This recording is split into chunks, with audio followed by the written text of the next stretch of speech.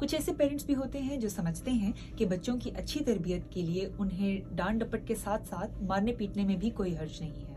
ये डांट डपट थप्पड़ से लेकर शदीद पिटाई तक जा पहुंचती है, जिसे पेरेंट्स तो बच्चों की तरबियत के लिए उन पर हाथ भी उठा सकते हैं कहकर इग्नोर कर दिया जाता है।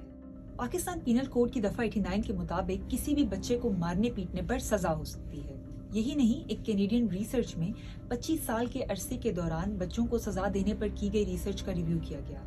इस रिव्यू में पता चला कि किसी भी रिसर्च में सजा देने के फवायद सामने नहीं आए, बल्कि लंबे अरसे तक सजा देने के नुकसानात जरूर नजर आए। तो वालिदैन की तरफ से बच्चों के साथ मार पीट करने के क्या नुकसानात हैं? साइकोलॉजिस्ट डॉक्टर ही लोहाना के मुताबिक वालिदैन की मार पीट के बच्चों पर बुरे और तवील अरसे तक रहने वाले असरात होते हैं। इस तशद्दुद से बच्चों को जिस्मानी, ज़हनी और इमोशनल नुकसान पहुंचता है। इस किस्म की मार पीट से बच्चों की ज़हनी सेहत सबसे ज्यादा मुतासिर होती है। बच्चे post traumatic stress disorder, anxiety, depression, mood disorder का शिकार हो सकते हैं। जो बच्चे मार पीट के साथ बड़े हो रहे होते हैं, उनमें एतमाद की कमी और सोशल सेटिंग्स में घुलने मिलने का भी फुकदान पैदा हो सकता है। बच्चों में रिश्तों के हवाले से भी बेयकीनी पैदा होती है।